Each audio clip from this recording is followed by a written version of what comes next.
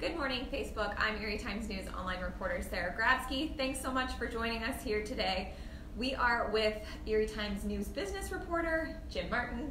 Say hello, Jim. Hello. So this is going to be a very casual Q&A with you guys. We know that you have interest in the GE/Wabtec UE union strike that has been going or was going on for 9 days. This would have been the 10th day of the strike. Jim has been covering it pretty much on the picket lines every single day. We're going to go over a little bit of our strike coverage, and of course, as a lot of you are wondering now, what happens next. Jim, what did we learn this morning about the agreement that was met between the union and Wabtec? Sarah, essentially they got some news late last night, and the union basically got what they were pressing for, which was a short-term agreement.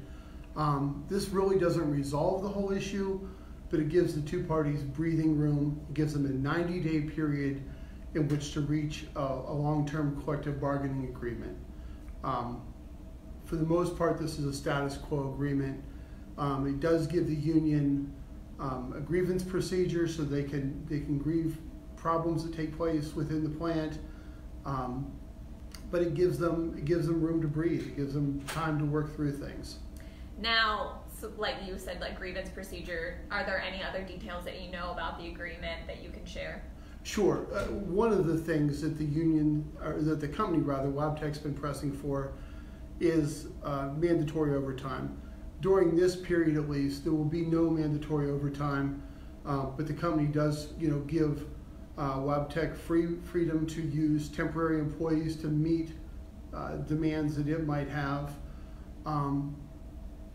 Some other provisions are that there'll be no strikes or lockouts.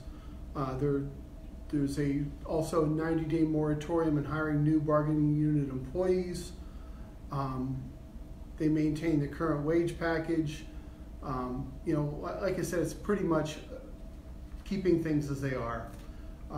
Scott Slauson, the UE president of 506, has said to me multiple times that the agreement that they've been running on for in recent years was built over a long period of time. 4-year contracts, but it's taken a long time to build that agreement, and it's been his position that they couldn't realistically build a new agreement in a short period of time. So this gives them the time to get to know each other, as he's put it, and to put together a contract that they both can live with. Right, and in our coverage, the 9 days that we did cover the strike, like you said, Scott was really pushing for a short-term agreement, right? Right. On the other hand, there's still a long ways to go here. Right. I haven't seen really a whole lot to indicate the union's willing to give on a couple of big issues. They're a long ways apart.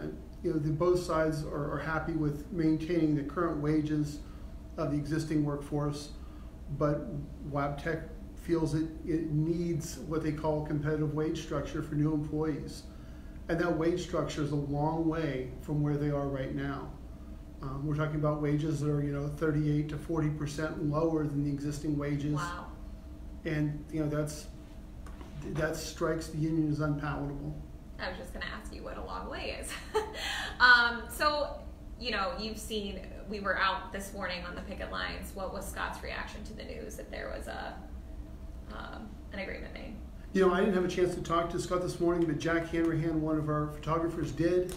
And he seemed very pleased, very happy to have this agreement. They're sort of in cleanup mode at the moment. They were, the UE members were working very quickly and very efficiently to clean up their strike area. They were hauling away firewood, tearing down tents, gathering up a lot of food donations that have been made to them, making plans to give those away to the food bank and to others that can make use of them. I think there's going to be a pause to kind of savor and celebrate this moment, but then I'm sure they're going to be getting back to it very quickly. 90 days is going to pass very fast, and there's a lot of work to be done. As I said, they're a long ways apart at the moment, but I am seeing a little indication that both sides are optimistic they can bridge the gap here. Wages aren't the only issue that divide them. There are others. including the company's desire to have be able to schedule mandatory overtime. Mm-hmm. That's been a UE issue, not just here, but in other plants. The UE does not want to give in that issue, and the company feels very strongly that they need the ability to be able to schedule mandatory overtime. So might be a stupid question, but did they just walk back into work, or when are workers going back to work? No, I guess there's a brief pause on that as well. They're going back to work on Monday. Okay, so a nice little respite, I guess. Yeah. Celebrating the win. Warm up after being on that cold picket line Exactly. for a few days. And that's another thing that I wanted to ask you, is that you and some of our colleagues were out on picket lines for 9 days. So tell us what that was like. You know, what was give us a first-hand account of what the picket lines were like. You know, it's a place where emotions run very strong. Mm-hmm. I mean, we weren't always welcome out there. Yeah. It's a tense place. Emotions run strong in both directions. I saw a lot of community support for the union out there, though. When you're out there, you know, cars and trucks going by, blowing their horns, people waving, people showing support for the union. Also, I don't know the numbers. The union could tell you this, I'm sure. You know, we saw dozens of people and organizations dropping off food, dropping off coffee, doing, you know, showing their support. Other union organizations, restaurants, stores dropping off food. There were strong shows of support, showing some support for the union. Right. So what happens next? You've said 90 days. You know, when will the union meet again with Wabtec? What will that look like? Like you said, they're far apart on a lot of issues. Haven't had a chance to nail down all those details yet. I'm assuming that they're going to go at this pretty quickly and pretty hard. I mean, there's a lot at stake here, both for the company and the union. You know, a quick calculation shows me that just figuring out the average wages of the union members, you know, the union members lost something in the order of $4 million in wages last week. I'm sure the company lost more.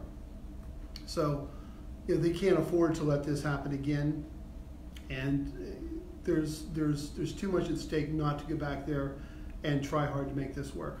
And a historic strike it was. This was the first strike in that plant since what, 1969? Right. There are brief walkouts I've seen of a few hours here or there, part of a shift, but in terms of a full-scale strike, yes. And a little bit of research showed, you know, that this is the largest full-scale industrial manufacturing strike in the nation in at least a couple of years, and it is historic, and hopefully we won't have to see anything like this again for a while. Did it surprise you that it ended so quickly, or I guess, you know, in some ways, because the 1969 strike was at least 100 days.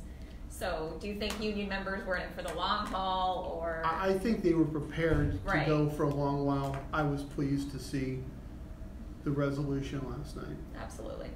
All right, so make sure for more coverage on this, we will be, of course, Jim will be covering the follow-up to the strike, and then, of course, any negotiating that happens from here on out. GoErie.com, stay tuned into. We will post everything on Facebook for our audience, and of course, make sure you check our website. Also, I should add, on our website we have a really nice photo gallery that we put together this morning that's comprehensive. You can see photos from the strike happening, and of course the cleanup this morning video, which includes comment from Scott Slauson this morning. So make sure you stay tuned into all of our coverage. You'll find it on the homepage of GoErie.com or GoErie.com/topics/Wabtec. So thanks so much for tuning in. If you have additional questions, leave them in the comments and we will try to get them answered, and we'll see you guys later. Thanks so much.